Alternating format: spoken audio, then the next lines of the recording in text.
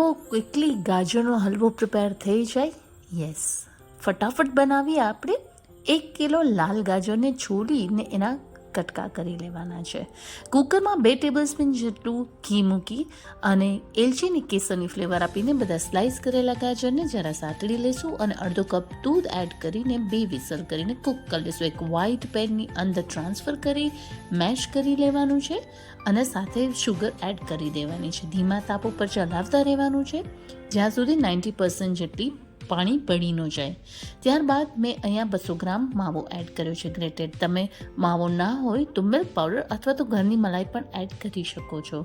1 tablespoon જેટલું ઘી add કરશું જેથી ગ્લેઝ આવી જાય આપણા ગાજરના હલવામાં. જો તમારે બરફી બનાવવી છે તો એને તમે એક ગ્રીઝડ થાળીની અંદર સેટ કરી દો અને પીસીસ કરી દો. અહીંયા મેં હલવો બનાવ્યો છે અને એને ગાર્નિશ કર્યું છે કાજુ કિસમિસની ચાંદીના ફરકથી. તો ક્વિકલી બને એવો ગાજરનો હલવો તૈયાર છે. જરૂર ટ્રાય કરો.